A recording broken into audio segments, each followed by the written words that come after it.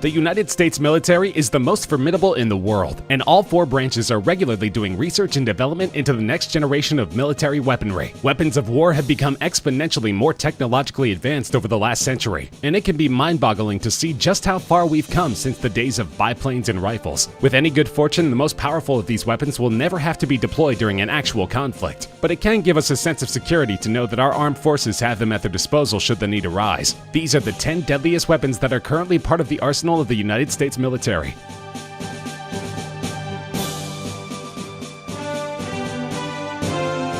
The Active Denial System, or ADS, is technically meant to be a non-lethal weapon, but as with most weapons of this type, it can absolutely be quite deadly if not used properly. The ADS doesn't fire any projectiles. It's a directed energy weapon, which might sound like something out of science fiction, but the vehicle-mounted ADS has been in use for a decade, and it's easy to see why it's earned the sinister nicknames Heat Ray or Pain Ray. It works somewhat similarly to a microwave oven, which should tell you all you need to know about this weapon's potential for causing serious damage. The ADS emits a person-sized beam of millimeter waves, a type of electromagnetic radiation. The beam is invisible, but if you're in its path, you'll know it immediately. It produces a strong burning sensation, which only gets stronger the longer a subject is exposed to it. Stick around long enough and you'll feel like you're about to burst into flames, which makes the ADS pretty effective for crowd dispersal. While the ADS is generally mounted to ground vehicles, a 2011 redesign allowed it to be operated from a moving aircraft, and the Navy has also experimented with mounting the units to gunships.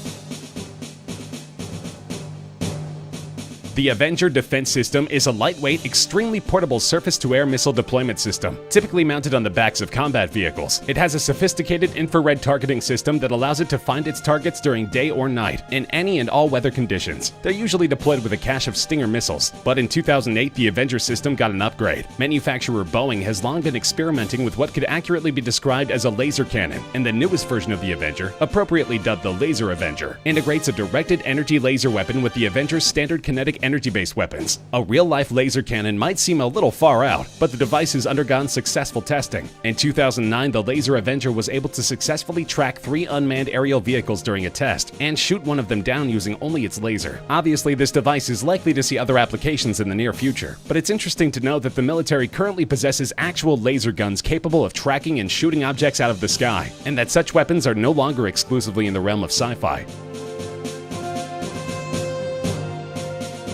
The M3E1 is simply the latest iteration of the Carl Gustaf, a lightweight anti-armor system which was first developed by its namesake inventor in 1946. While it looks like nothing so much as a rocket launcher, it's actually technically a recoilless rifle, albeit one that fires a variety of massive 84mm rounds, which are expressly designed to penetrate a tank's armor. The weapon is capable of being operated by just one soldier, but an additional soldier usually tags along to carry ammunition and reload. It's equipped with both fixed iron and optical sights, and can also be used in conjunction with an image intensification system for operation at night. The latest version, produced in 2017, is capable of firing a multitude of different rounds, and can be equipped with an intelligent targeting system and programmable ammunition. It's also shorter, lighter, and more ergonomically designed than earlier models. Tanks have been a part of warfare for over 100 years, and for as long as they have been deployed, opposing forces have grappled with ways to take them down. With at least one M3E1 fielded to every infantry squad, deploying them against US military forces just got a lot riskier.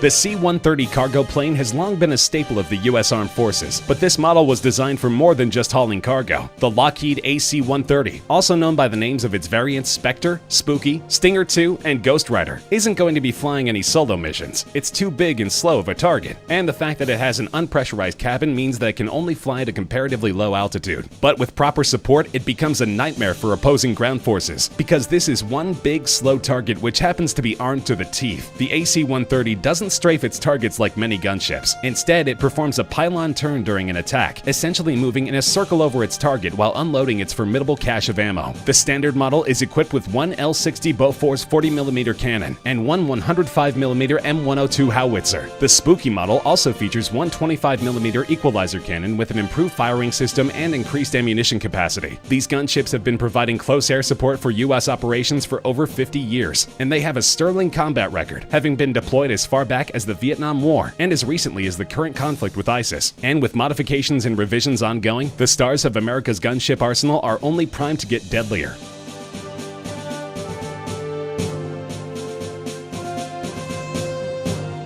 The Mk-19 was developed during the Vietnam conflict, but the first design was deemed too unsafe to use in the field. It took significant revisions for the unit to eventually be adopted by the US Army in 1983, but it's remained in service ever since. The most succinct way to describe the Mk-19, picture a machine gun in full operation. Now, imagine it's firing grenades. Yes, the unit is a belt-fed 40mm fully automatic grenade launcher, which fires at a rate of up to 60 rounds, and again by rounds we mean actual grenades, per minute. It has a ridiculous range of 1,600 to 2,400 yards, can be fired from a vehicle mount or a tripod, and is equipped with a flash suppressor, not for concealing the unit's position during nighttime operation, but for protecting the eyesight of its operator. It's an extremely versatile weapon. Hovering enemy helicopters, armored vehicles, and enemy bunkers are just a few of the targets the Mk-19 is capable of taking out. Its rounds can pierce 2-inch thick armor, and they produce fragments which would kill or wound any personnel within a 15-meter radius of impact. The unit is every bit as devastating as one would expect the union of machine gun and grenade launcher to be, and in addition to the US, they're employed by nearly 30 allies around the globe.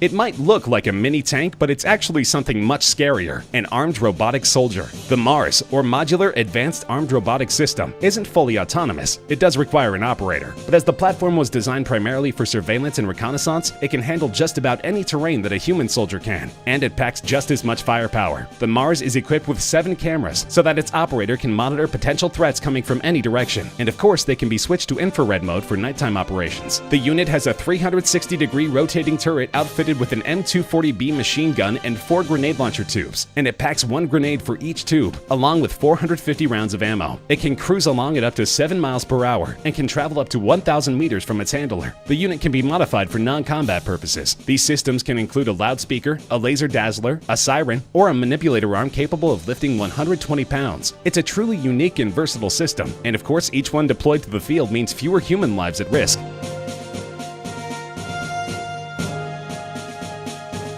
The Nimitz-class aircraft carrier, named for World War II United States Pacific Fleet Admiral Chester W. Nimitz, has done more to advance the cause of peace than nearly any other weapon of war in history. There are 10 of them active around the world, each of them powered by twin A4W nuclear reactors, which literally give them unlimited range. As the name implies, the Nimitz-class carriers are capable of delivering up to 70 aircraft, any and all of which may be equipped with free-fall nuclear weapons, anywhere around the globe. The presence of these craft serves as a strong nuclear deterrent, as they are able to deploy a fighting force of nuclear-equipped bombers to locations around the world at a moment's notice. But they're not the most important part of that equation. When it comes to striking fear into the hearts of America's enemies, even the mighty Nimitz class is outclassed by a weapon that is also used in conjunction with a different vessel, which could be seen as the pride of the US Navy.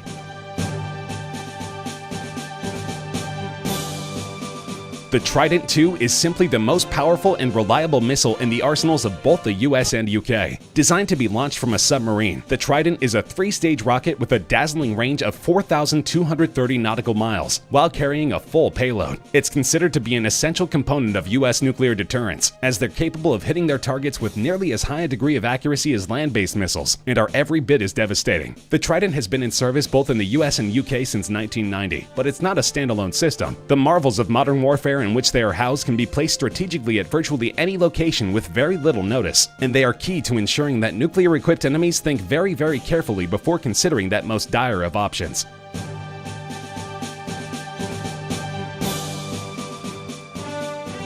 The Ohio-class submarine is the largest ever built for the US military, designed to carry out deterrent patrols around the world. Each one is armed with up to 24 Trident II missiles, with each one of those equipped with a dozen multiple independently targetable re-entry vehicles, each of which carries its own warhead. Do the math, and you'll see that each Ohio-class submarine is loaded with enough nuclear firepower to level an entire country in very little time, and the United States has 18 of them. These boats represent possibly the most important part of the US nuclear triad, with the other two being land-based missiles and nuclear bombers. Simply put, a first nuclear strike by an enemy against the US stands a decent chance of wiping out a good portion of our missile and bomber arsenal. But Ohio submarines are designed for stealth, making them very difficult to locate and track. With these subs patrolling the international waters, initiating a nuclear strike against the United States would basically amount to suicide. And it's worth noting that the UK, one of our staunchest allies, has 24 nuclear subs of its own, also equipped with Trident IIs.